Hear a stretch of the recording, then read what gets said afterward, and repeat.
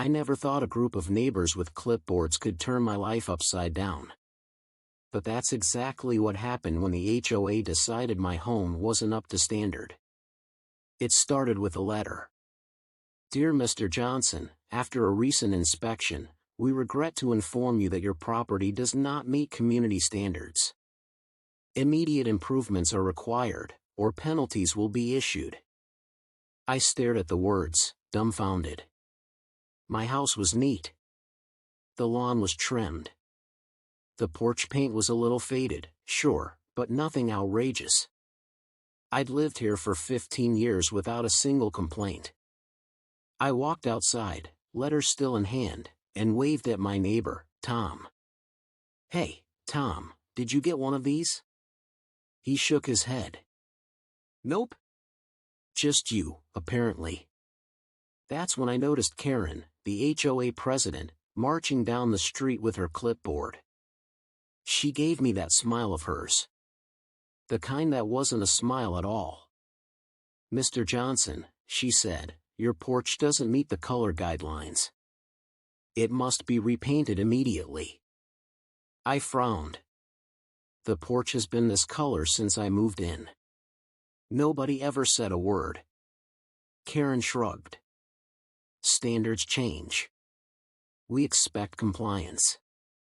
From that day on, the harassment began. First came the fines, $100 for unapproved paint. Then $50 for trash invisible from the road. Another $75 because my mailbox leaned slightly forward after a storm. Every week, another letter. Another fine. I tried reasoning with them. At the next HOA meeting, I stood up. This is ridiculous. My house is well kept. Why are you targeting me? Karen adjusted her glasses and spoke in that sickly sweet voice. We're not targeting anyone. We're protecting property values. If you can't maintain the community's image, perhaps this isn't the right neighborhood for you. The room fell silent. A few neighbors looked away. Some even nodded, too scared to challenge her. That night, my daughter Emily called. Dad, why are you so quiet? I sighed. The HOA's on my back again. They're bleeding me with fines. Can't you fight it legally? She asked. I chuckled bitterly. Lawyers cost money. They know most people can't afford to fight. Weeks turned into months. I kept paying the fines, hoping they'd back off. But the more I complied, the worse it got. Karen even sent me a notice demanding I remove my garden shed, claiming it was unapproved. That shed had been there since before the HOA even existed. One evening, I overheard two board members chatting as I walked past. Karen wants him gone, one whispered. She's pushing him hard, the other replied. If he sells, her cousin's ready to buy the place cheap. That's when it hit me. This wasn't about community standards. It was about control and greed. I couldn't sleep that night. I lay in bed, staring at the ceiling, anger burning inside me. For years, I'd paid my dues, minded my business, and respected the rules. But now they wanted to force me out of my own home? Enough was enough. The next morning, I sat at the kitchen table with a cup of coffee and my laptop. I started digging. HOA bylaws. Meeting records. County property filings. I wanted to know how this machine worked and where its weak points were. The more I researched, the more I realized something shocking. The HOA wasn't as powerful as it pretended. In fact, its finances were a mess. Misused funds. Sloppy records. And, this was the kicker, a mountain of unpaid taxes on a small office building they'd purchased years ago. I smiled for the first time in months. At the next HOA meeting, I sat quietly, letting Karen drone on about community image. I didn't argue. I didn't even speak. I just watched. Observed. Waited. Because now, I had a plan. And this time, I wouldn't just defend myself. I'd take the whole board down with me. I kept my mouth shut for weeks, but behind the scenes, I worked every spare hour. The first step was hiring a quiet, sharp lawyer named Davis. He specialized in property law and had a particular interest in HOAs. "Looks like your board hasn't paid commercial taxes on that office building for nearly 5 years, he told me after his initial review. I leaned back. Stunned.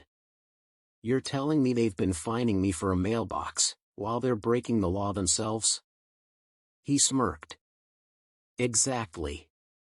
And if we move fast, that building could go up for auction." That was music to my ears. Meanwhile, the HOA continued their games. Karen strutted down the street one morning, another fine notice in hand. "Mr. Johnson, your roof shingles are 2 shades darker than regulation. You'll need to replace them." I didn't even argue. I just folded the paper and said, "Thank you." Inside, I laughed. They thought I was beaten. But every ridiculous fine they set only strengthened my resolve. A month later, Davis called. "It's official. The county's seizing the building. Auction's scheduled for next week." I nearly dropped the phone. "Next week? That soon?" He chuckled. "Want to place a bid?" When the day came, I wore my best suit and walked into the courthouse like I owned the place. Karen and a few board members were already there, whispering nervously. They hadn't expected anyone from the neighborhood to show up. The auctioneer started low. Another bidder raised his hand, but I stayed calm, waiting. When the moment was right, I raised mine. The board turned to see me, jaws dropping. Karen hissed, "What are you doing here?" "Just watching," I said with a smile. 5 minutes later, the gavel came down. "Sold. To Mr. Johnson." I had just bought the HOA's office building, the very heart of their operations. The news spread fast. By the time the next HOA meeting rolled around, the neighborhood buzzed with whispers. I sat in the back, quiet as usual, until the agenda reached office matters. Karen's face was pale. "We've temporarily lost use of our building," she mumbled. That's when I stood. "Not temporarily. Permanently. I own it now." Gasps filled the room.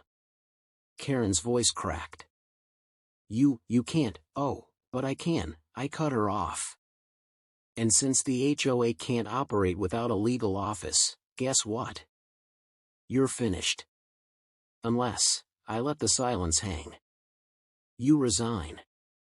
The neighbors erupted. For months, they'd watched Karen bully and fine people. Now they saw her exposed. A few even clapped. Karen's hands shook as she slammed her papers down. "This isn't over." But it was. The board collapsed within weeks. Without funds, without their office, and without community support, the HOA crumbled. And here's the best part, since I now own their building, I leased out the space to a small local business. The rent more than covered the money I'd wasted on their bogus fines. As for my house, not a single soul has complained since. My porch is still the same color it always was, and my shed stands proudly in the backyard. One evening, Tom stopped by with a 6-pack. "Never thought I'd see the day Karen backed down," he said. I laughed. Sometimes the best way to win isn't to fight their rules, it's to own the ground they stand on. We sat on the porch, watching the sun set, free from the HOA's shadow at last. To anyone listening to this story, let me tell you something important: never let bullies push you off your own land. Dignity, fairness, and patience can turn the tables in ways they never expect. And if you enjoyed hearing how I took down the HOA that tried to ruin me, make sure to subscribe. I've got plenty more real stories where justice finally wins, and you don't want to miss them. Because sometimes, the best revenge is owning the whole board.